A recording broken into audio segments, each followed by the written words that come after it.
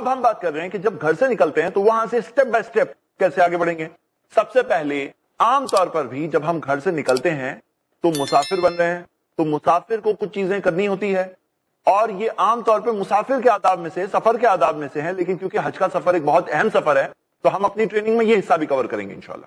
حج کے لیے جو شخص نکلتا ہے اسے چاہیے کہ پیچھے رہنے والوں کو اچھی وصیت, اچھی نصیحت کر کے نکلے, اور خاص طور سے اللہ کے رسول محمد صلی اللہ علیہ وسلم سے ثابت ہے کہ وہ کچھ دعائیں پڑھتے تھے اور انہوں نے ہمیں پڑھنا سکھایا, تو ہم بھی یہ دعا پڑھ سکتے ہیں پیچھے والوں کے لیے, اور پیچھے والے کچھ دعا ہمارے لیے پڑھیں گے. تو ہم دیکھتے ہیں کہ اللہ کے رسول محمد صلی اللہ علیہ وسلم نے ہمیں سکھایا کہ میں تم سب کو اللہ کے بھروسے پہ چھوڑتا ہوں, جس کے اوپر چھوڑی ہوئی چیز کبھی ضائع نہیں ہوتی. تو اللہ تعالیٰ کے بھروسے پر ہم چھوڑ رہے ہیں کہ آپ کی بیوی ہے, آپ کے بچے ہیں, یا کون کون ہے. اب بیوی ساتھ میں جا رہی ہے الحمدللہ, بچے ساتھ میں جا رہے ہیں الحمدللہ, لیکن کوئی ہے تو وہ پیچھے والوں کو آپ کہیں گے استودعکم اللہ الذی, کم جمع ہے کا سنگولر ہے, استودعک اللہ الذی اگر سنگولر ہے واحد ہے, جمع ہے تو استودعکم اللہ الذی لا تضیع ودائعہ. اور وہ لوگ کہیں گے زودک اللہ التقوی, آپ کا زاد راہ تقوی رہے, وغفر ذنبک, اللہ آپ کے گناہوں کو معاف کر دے, خیر آپ کے لیے آسان ہو جائے, آپ جہاں کہیں رہو. پہلی حدیث ابن ماجہ میں صحیح سند سے ہے, دوسری حدیث ترمذی میں حسن سند سے ہے. تو ہم دیکھتے ہیں کہ انہوں نے بھی دعا پڑھی آپ کے لیے, آپ نے بھی ان کے لیے دعا پڑھی. ایک اور دعا جو ہمیں ثابت شدہ طور پر ملتی ہے وہ ہے استودع اللہ دینکم وامانتکم وخواتیم اعمالکم, کہ وہ لوگ کہہ رہے ہیں کہ ہم چھوڑتے ہیں اللہ کے بھروسے پر آپ کے دین کو, دینکم وامانتکم, آپ کی جو ساری امانتیں, جو چیزیں وغیرہ ہے وہ اللہ کے بھروسے پہ چھوڑ رہے ہیں, وہ خواتیم اعمالکم, اور اعمال کا خاتمہ بھی ہم اللہ کے بھروسے پہ چھوڑ رہے ہیں. خاتمے کی کیوں بات ہو رہی معلوم ہے؟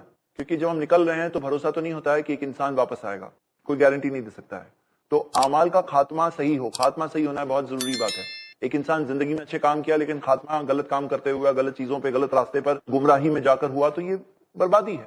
تو ہم دیکھ رہے ہیں کہ یہ جو سفر کی دعا ہے اس کے اندر خاص طور سے تقوی تمہارا زاد راہ ہو, اللہ تمہارے گناہوں کو معاف کرے. یہ سب کیوں ہے؟ کیونکہ کئی بار جو ہمارے معاشرے کے اندر لوگ ہوتے ہیں وہ عام طور پہ شہر میں ٹھیک ہوتے ہیں, لیکن سفر میں جاتے ہیں نا تو بہہ کے خیال آنے لگتے ہیں انہیں, صحیح راستے سے بھٹکے ہوئے راستے پر سفر میں جانے لگتے ہیں, کوئی دیکھ رہا نہیں ہے, شہر والا کوئی ہے نہیں. تو اسی وجہ سے یہ دعاؤں میں یہ چیز خاص طور سے ملتی ہے کہ میں تمہیں چھوڑتا ہوں اللہ کے بھروسے پر. اسی طرح ایک انسان جا رہا ہے, اب اس کو فکر ہے کہ پیچھے والوں کو کیا ہوگا, تو وہ کہہ رہا ہے میں انہیں اللہ کے بھروسے پہ چھوڑ رہا ہوں. ہم نہیں ہیں کرنے والے, حفاظت کرنے والا اللہ ہے, ہم ذریعہ ہے لیکن کرنے والا اللہ ہے. تو ہم یہ دیکھتے ہیں کہ اللہ کے بھروسے پر جب چھوڑتے ہیں تو اللہ کو یہ چیز بہت پسند ہے, یہ ایک دل کی عبادت ہے. اللہ تعالیٰ نے قرآن میں فرمایا سورہ آل عمران میں وَمَن يَتَوَکَّلْ عَلَى اللَّهِ فَهُوَ حَسْبُهُ, جو اللہ کے بھروسے پر چھوڑتا ہے تو اللہ اس کے لیے کافی ہے. تو ہم یہ دیکھتے ہیں کہ اللہ کے بھروسے پر چھوڑنا اور دل سے یہ نیت کریں. دیکھیے یہ سب باتیں یاد رکھیں کہ صرف الفاظ نہیں ہیں. بہت سارے لوگوں کا معاملہ ایسا ہے کہ یہ دعا پڑھ رہے ہیں, یہ دعا پڑھ رہے ہیں, دل سے پڑھ رہے ہو, دل سے اس بات کو محسوس کر رہے ہو, وہ چیز کو محسوس کر رہے ہیں, تو یہ بہت اہم ہے. چلیے ہم گھر سے نکل گئے, سواری میں بیٹھے. جب سواری میں بیٹھ رہے ہیں تو سواری میں بیٹھنے کی دعا ہے, الحمدللہ حج کا سفر ہے. آئیے ہر قدم پر یہ ارادہ کریں کہ قرآن و سنت پر عمل کریں گے, نبی صلی اللہ علیہ وسلم کی پیروی کریں گے, زندگی میں سدھار لائیں گے. تو ہم دیکھ رہے ہیں کہ سواری میں جب بیٹھ رہے ہیں تو اسلام نے کیا سکھایا ہے, یہاں پر بھی شکر گزاری سکھایا ہے, یہاں پر بھی اللہ کے احسان کو ماننا سکھایا ہے. صحیح مسلم کی حدیث ہے کہ اللہ کے رسول محمد صلی اللہ علیہ وسلم 3 بار الحمدللہ الحمدللہ الحمدللہ اور اللہ اکبر اللہ اکبر اللہ اکبر کہتے. پھر وہ سواری کی دعا پڑھتے سبحان الذی سخر لنا ھذا, پاک ہے اللہ جس نے اسے ہمارے لیے مسخر کر دیا, ہمارے انڈر میں کر دیا اسے. وما كنا له مقرنین, ہم اس چیز کو نہیں کر پاتے تھے. وَإِنَّا إِلَىٰ رَبِّنَا لَمُنْقَلِبُونَ, اور یقیناً ہمیں اپنے رب کی طرف ہی واپس لوٹنا ہے. ہم واپس لوٹنے کو یاد کر رہے ہیں, مطلب آپ سواری پر بیٹھ رہے ہیں, ایک جگہ سے دوسری جگہ جا رہے ہیں, ایک وہیکل پر چڑھ رہے ہیں, بیٹھ رہے ہیں اس میں, ایک جگہ سے دوسری جگہ جا رہے ہیں. وَإِنَّا إِلَىٰ رَبِّنَا لَمُنْقَلِبُونَ, ہمیں اپنے رب کی طرف ہی واپس لوٹنا ہے. ہم اس واپس لوٹنے کو یاد کر رہے ہیں کہ جب ہم دنیا میں مر کر دنیا سے چل بسیں گے, اس چیز کو یاد کر رہے ہیں سواری پر بیٹھتے وقت. اور یہ آیت ایکچولی قرآن کی آیتیں ہیں, سورہ زخرف میں ہے, سورہ نمبر 43 آیت نمبر 13 اور 14. تو ہم دیکھ رہے ہیں کہ گھر سے نکلتے وقت ہم نے گھر والوں کے لیے دعا کی, گھر والوں نے ہمارے لیے دعا کی, ہم سواری میں بیٹھے, سواری کی دعا ہم نے پڑھ لی. اب سفر کی دعا ہمیں پڑھنی ہے, اور سفر کی دعا ایک بہت پیاری سی دعا ہے جس میں بہت ساری قیمتی اور پیاری باتیں آ جاتی ہیں. یہ دعا ہمیں صحیح مسلم میں ملتی ہے. پیارے نبی محمد صلی اللہ علیہ وسلم نے ہمیں سکھایا اللہم انی اسألک فی سفرنا ھذا البر, اے اللہ میں تجھ سے مانگتا ہوں اس سفر میں نیکی والتقوی اور تقوی ومن العمل ما ترضى اور ایسے اعمال جس سے تو راضی ہو. اللہم ہون علینا سفرنا ھذا، اے اللہ ہمارے لیے سفر کو آسان کر دے، ہلکا کر دے. وطوی عنا بعدہ اور اس کے دوری کو ہمارے لیے آسان کر دے، ایزی بنا دے. اللہم انت صاحب فی السفر، اے اللہ تو ہی تو ہے ہمارا ساتھی سفر میں. والخلیفۃ فی الاہل اور ہمارے گھر والوں کے لیے تو ہی تو دیکھنے والا ہے، پیچھے کسے چھوڑ کر جا رہا ہوں؟ اللہ کو ہی تو چھوڑ کے جا رہا ہوں. ساتھ میں بھی اللہ ہے، پیچھے والوں کے لیے بھی اللہ کو ہی چھوڑ کے جا رہا ہوں. اللہم انت صاحب فی السفر والخلیفۃ فی الاہل اللہم انی اعوذ بک، اے اللہ میں تیری پناہ مانگتا ہوں. من باساء السفر، کہ سفر کی مشکلوں سے اللہ میں تیری پناہ مانگتا ہوں. وقعبۃ المنظر اور برے منازل، بری چیزیں دیکھنے سے، بری چیزیں سامنے آ جائے، ایکسیڈنٹس وغیرہ، ایسی چیز جو گھبراہٹ پریشانی کا ذریعہ بن جائے، خود کے ساتھ ہو کسی اور کے ساتھ ہو. وقعبۃ المنظر برے منازل مجھے نہ دکھے. وسوء المنقلب فی الاہل والمال، اے اللہ تیری پناہ مانگتا ہوں کہ واپس آنے کے بعد میرے اہل میں یا میرے مال میں بہت کچھ برا ہو گیا ہو، میں اللہ تیری پناہ مانگتا ہوں. تو سفر پر نکلتے ٹائم پر یہ دعا پڑھتے ہیں اور دعا میں اللہ کی پناہ مانگ رہے ہیں کہ سفر میں کچھ گڑبڑ نہ ہو جائے، سفر میں یہ پریشانیاں نہ آ جائے، سفر میں نیک کام ایک انسان کرے، اچھے کام کرے، اچھے کام کرنا اس کے لیے آسان ہو جائے، اللہ اس کے لیے اس کام کو آسان بنا دے. تو یہ ہے سفر کی دعا. تو ہم دیکھ رہے ہیں سفر تو شروع ہو چکا ہے الحمدللہ. سفر کے دوران کیا کریں؟ سفر کے دوران زیادہ سے زیادہ دعا کرنے کی کوشش کریں. ہم دیکھتے ہیں کہ ایک حدیث ہے جو مسند احمد میں صحیح سند سے ملتی ہے، جس میں آتا ہے کہ اللہ کے رسول محمد صلی اللہ علیہ وسلم نے فرمایا ثلاث دعوات مستجابات لا شک فیہن، 3 دعائیں ہیں جو یقیناً قبول ہوتی ہیں، اس میں شک ہی نہیں ہے. 3 ٹائپ کی دعائیں ہیں جو 100% گارنٹیڈ قبول ہوتی ہیں. وہ 3 کون ہیں؟ نمبر 1 دعوت المظلوم، مظلوم کی بد دعا. جو مظلوم کے اوپر کوئی ظلم کر رہا ہے اور سمجھتا ہے کہ کچھ نہیں ہوگا، تو مظلوم جو بد دعا کرے تو اس کی دعا قبول ہوتی ہے. یہ اللہ کے رسول محمد صلی اللہ علیہ وسلم نے بتایا. وہ دعوت المسافری، مسافر کی دعا، کہ بھئی مسافر ہے، پریشانی میں ہے، لیکن اللہ کو یاد کرتا ہے، اللہ سے دعا کرتا ہے، تو یہ دعا مستجابات لا شک فیہن، شک ہی نہیں ہے، یہ دعا قبول ہوتی ہے الحمدللہ. لوگ بولتے ہیں نا بھائی دعا میں یاد رکھنا، دعا میں یاد رکھنا. زیادہ سے زیادہ خود کے لیے خود ہی دعا کر لو، کیونکہ پتہ نہیں کون کتنا دعا میں یاد رکھنے والا ہے ہمیں. ہم خود اپنے آپ کو یاد رکھ کے زیادہ سے زیادہ دعا کریں، اور صرف خود کے لیے نہیں، سب کے لیے کریں، اور صرف دنیا کے لیے نہیں، آخرت. ربنا آتینا فی الدنیا حسنہ وفی الآخرۃ حسنہ وقنا عذاب النار. تو یہ دعائیں زیادہ سے زیادہ کریں.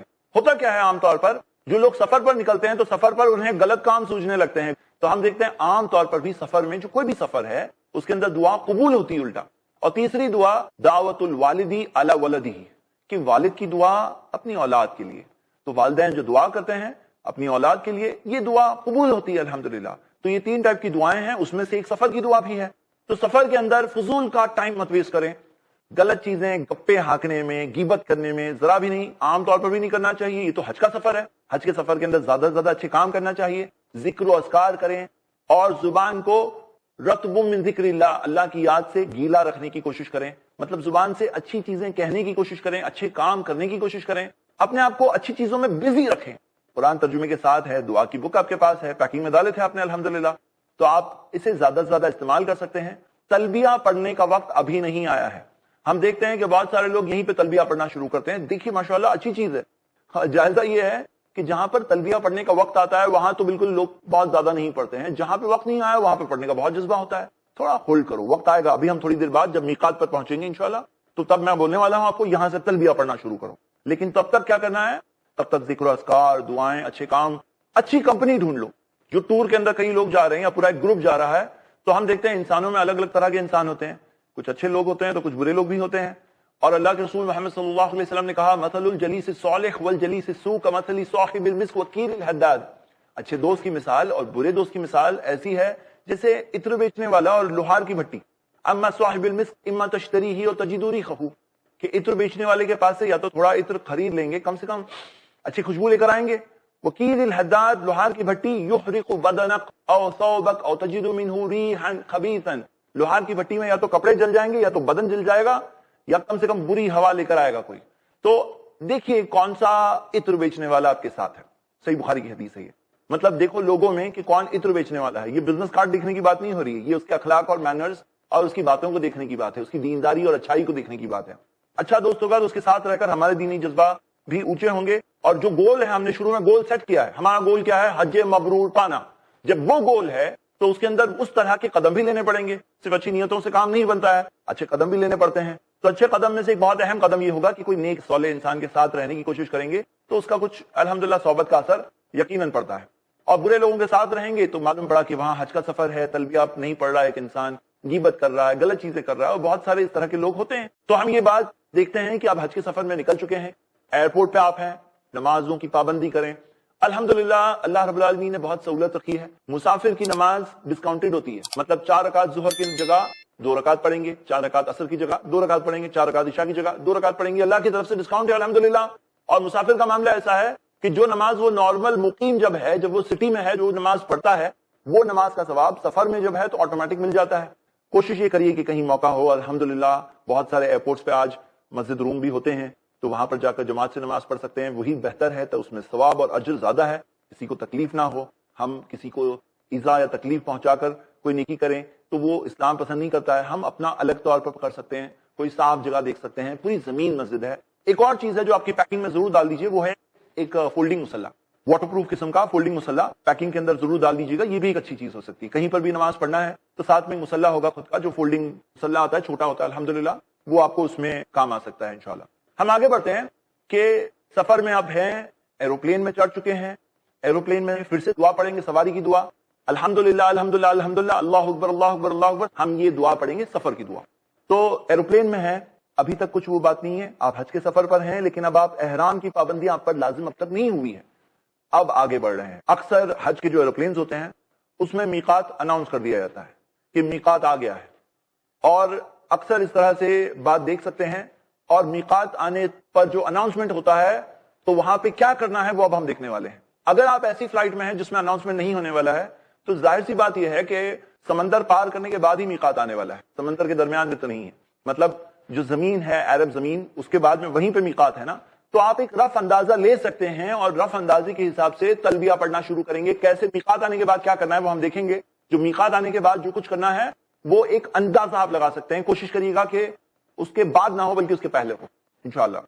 अगली चीज यहां पर यह है कि मीकात जब आ गया अब क्या करना है। अब सबसे पहले हम कहेंगे जो अल्लाह के रसूल मोहम्मद सल्लल्लाहु अलैहि वसल्लम ने कहा। अल्लाह के रसूल मोहम्मद सल्लल्लाहु अलैहि वसल्लम ने मीकात पर कहा लब्बैक अल्लाहुम्मा बि उम्रा। अब उम्रा है, ये हज है मुझे पता है, लेकिन हज में पहला हिस्सा जो हज तमत्तु करते हैं, और हम जो ट्रेनिंग अभी देख रहे हैं ये पूरी हज तमत्तु की ट्रेनिंग है। तो हज तमत्तु में उम्रा अलग होता है, हज अलग होता है। उम्रा करने के बाद एहराम उतर जाता है, फिर हज के दिनों में एहराम फिर से पहनते हैं, तो इस वजह से ये उम्रा है। तो क्या कहेंगे लब्बैक अल्लाहुम्मा बि उम्रा। यही तलबिया जब हज के दिनों में होंगे तो तब होगा लब्बैक अल्लाहुम्मा बि हज, लेकिन अभी उम्रा है तो लब्बैक अल्लाहुम्मा बि उम्रा। हमें एक और हदीस में मिलता है, सिलसिला हदीस सहीहा में हदीस मौजूद है कि अल्लाह के रसूल सल्लल्लाहु अलैहि वसल्लम ने यह भी कहा अल्लाहुम्मा हाज़िही उम्रतुन ला रिया फीहा वला सुमा। तो हज के ताल्लुक से जब होगा तो कहेंगे अल्लाहुम्मा हाज़िहिल हज्जा ला रिया फीहा वला सुमा। इसका मतलब क्या है कि अल्लाह ये उम्रा है, कोई दिखावे के लिए नहीं, कोई सुनाने के लिए नहीं।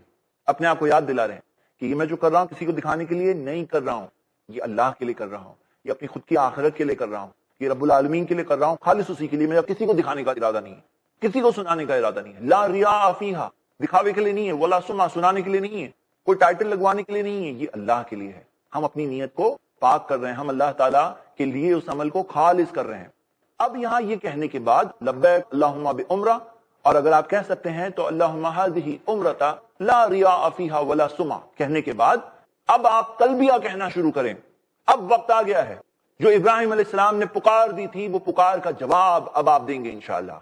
लब्बैक अल्लाहुम्मा लब्बैक लब्बैक ला शरीक लक लब्बैक इन्नल हम्दा वन्निमता लक वल मुल्क ला शरीक लक लब्बैक अल्लाहुम्मा लब्बैक।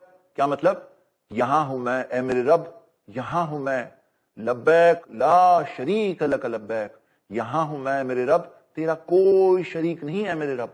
इन्नल हम्दा, यकीनन सभी तारीफ, वन्निमता, सारी नेमतें, लक वल मुल्क, तेरी ही है मिल्कियत, सब जगह तेरा ही किंगडम है, तेरा ही है सब कुछ। ला शरीक लक, नहीं है तेरा कोई शरीक, अल्लाह का कोई शरीक नहीं। ये बुनियादी पैगाम है हज में कि वो अकेले तन्हो तन्हा है, उसी के हाथ में सब कुछ है।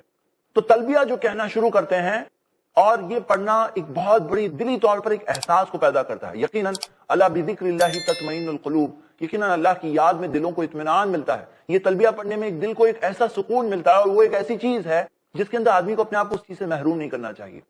تلبیہ کے تعلق سے رول یہ ہے کہ کتنا زیادہ پڑھ سکتے ہو پڑھو، زیادہ سے زیادہ بار بار پڑھو. اور اللہ کے رسول صلی اللہ علیہ وسلم نے کہا اتانی جبریل، جبریل میرے پاس آئے، فامرنی، اور مجھے حکم دیا، ان امر اصحابی او ممایہ، کہ میں اپنے ساتھ والے صحابہ کو کہوں، ان یرفعوا اصواتهم بالتلبیہ، کہ وہ تلبیہ کے ساتھ اپنی آواز کو بلند کریں. آواز بلند کرنا، زور آواز میں پڑھنا، یہ سنت ہے. تو تلبیہ کے اندر زیادہ سے زیادہ پڑھنا لبیک اللہم لبیک، لبیک لا شریک لک لبیک، ان الحمد والنعمت لک والملک لا شریک لک. زیادہ سے زیادہ پڑھنا. اللہ کے رسول محمد صلی اللہ علیہ وسلم نے کہا افضل الحج، سب سے بیسٹ حج ہے الحج والسج، وہ جس کے اندر تلبیہ میں آواز بلند کی گئی ہو اور جس کے اندر قربانی کا خون بہایا گیا ہو. تو یہ بہترین ہے. نبی صلی اللہ علیہ وسلم نے کہا انہ من شعائر الحج، یہ حج کی نشانیوں میں سے ہے. پہلی دونوں حدیثیں ترمذی میں ہے اور تیسری حدیث ابن ماجہ میں ہے.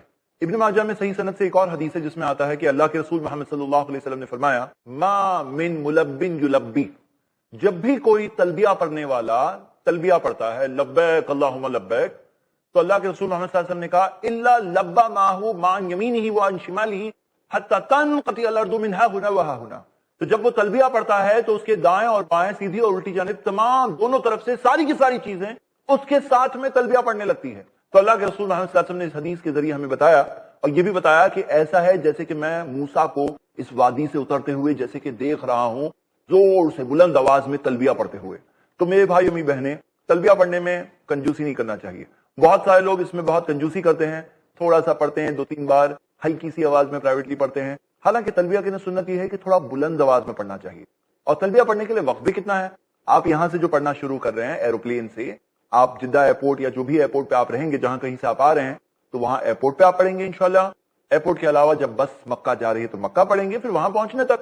تو یعنی کوئی بہت زیادہ خاص لمبا وقت تلبیہ پڑھنے کے لیے نہیں ملنے والا ہے. تو میں آپ سب کو بھاروں گا کہ زیادہ سے زیادہ تلبیہ پڑھیں. ہمیں صحیح حدیثوں سے یہ بھی ملتا ہے، جیسے کہ سنن نسائی کی حدیث میں آیا ہے کہ اللہ کے رسول محمد صلی اللہ علیہ وسلم نے لبیک الہ الحق یہ کہا. یا جیسے مثال کے طور پہ ارواء الغلیل میں صحیح حدیث ہے کہ اللہ کے رسول محمد صلی اللہ علیہ وسلم نے کہا لبیک ذل معارج، لبیک ذل فوادل. مطلب یہ کہنا ثابت ہے، اگر آپ کو یاد ہے اور کہہ سکتے ہیں تو یہ بھی ساتھ میں کہنا ہمیں ملتا ہے. لبیک ذل معارج، کہ جو آسمانوں میں چڑھنے کی جو راستے ہیں، معارج، کہ اے معارج کے رب، اے اللہ میں یہاں حاضر ہوں. لبیک ذل فوادل، فضیلت کا جو رب ہے، اے فضیلت کے رب میں یہاں حاضر ہوں. تو ہم دیکھتے ہیں کہ یہ بھی ثابت ہے. لبیک الہ الحق، سنن ابو داؤد کی صحیح حدیث میں لبیک وسعدیک وخیر بیدیک والرغباء الیک والعمل. تو ہمیں ملتا ہے کہ اللہ کے رسول محمد صلی اللہ علیہ وسلم نے یہ بھی سکھایا کہ لبیک وسعدیک، لبیک اور ساری سعادت تیری ہاتھ میں ہے، وخیر بیدیک، خیر بھی سب تیرے ہی ہاتھ میں ہے، والرغباء الیک، ساری رغبت تیری ہی طرف ہونی چاہیے، والعمل، سارا عمل تیرے لیے ہونا چاہیے. تو یہ بھی کہنا ثابت ہے. اس کے علاوہ کئی ساری دعائیں لوگ پڑھتے ہیں ساتھ میں، لیکن جن کی دلیل ہمیں نہیں ملتی. جیسے کہ میں آپ کو بتا رہا تھا یہ ابو داؤد کی حدیث ہے صحیح سند سے، اس کی دلیل آپ دیکھ سکتے ہیں. لیکن اگر ثابت شدہ طور پر کوئی چیز ملتی ہے تو آپ وہ پڑھیں تو کوئی حرج نہیں ہے. اس کے علاوہ ہم دیکھتے ہیں کہ عبداللہ ابن مسعود رضی اللہ عنہ سے حدیث ملتی ہے کہ نبی صلی اللہ علیہ وسلم ساتھ میں کبھی کبھار لا الہ الا اللہ بھی پڑھتے تھے. تو لا الہ الا اللہ ساتھ میں پڑھ سکتے ہیں، اور یہ فضیلت ہے تلبیہ کی. تلبیہ کے متعلق ایک غلطی لوگ یہ کرتے ہیں کہ کئی لوگوں کو ایسا لگتا ہے کہ سارے کے سارے لوگ ایک ساتھ میں تلبیہ پڑھے، ایک آواز میں، جیسے لبیک اللہم لبیک، اب سب لوگ ساتھ میں ایک آواز میں پڑھ رہے ہیں. لیکن یہ ساتھ میں پڑھنا یعنی اجتماعی طور پر پڑھنا، یعنی کہ کانگریگیشنل طور پر، یعنی جماعت کے ساتھ، جیسے کہ اس کے لیے ہمیں مزید دلیل چاہیے. مطلب جیسے مثال کے طور پر ہم نماز پڑھتے ہیں تو مغرب کی نماز میں 3 فرض جماعت سے پڑھتے ہیں، 2 سنت اکیلے اکیلے پڑھتے ہیں. وہ 2 سنت اکیلے اکیلے اسی لیے پڑھتے ہیں کیونکہ اس کے ساتھ میں جماعت سے پڑھنے کی دلیل نہیں ملتی. اب کوئی اگر وہ 2 سنت بھی جماعت سے پڑھنے لگے تو وہ صحیح ہوگا غلط ہوگا؟ یقیناً وہ غلط ہوگا. اسی طرح سے اسکالرز نے یہ بات پوائنٹ آؤٹ کی ہے کہ اکیلے اکیلے تلبیہ پڑھنے کا عمل ہے، یہ سب ساتھ میں کریں گے تو ساتھ میں کرنے کے لیے ہمیں ایڈیشنل دلیل چاہیے، اور وہ اس کی موجود نہیں ہے. تو اس وجہ سے اس سے بچنا ہی بہتر ہے، کیونکہ ہم یہی تو چاہتے ہیں کہ ہمارا ہر عمل، ہر کوشش، ہر لفظ، ہر تھوڑی حرکت ہماری قبول ہو جائے اور حج مبرور حاصل ہو جائے. تو یہی ہمارا مقصد ہے کہ حج مبرور حاصل ہو. ہم اللہ تعالیٰ سے دعا کرتے ہیں کہ اللہ تعالیٰ ہمیں حج مبرور پانے کی توفیق دے.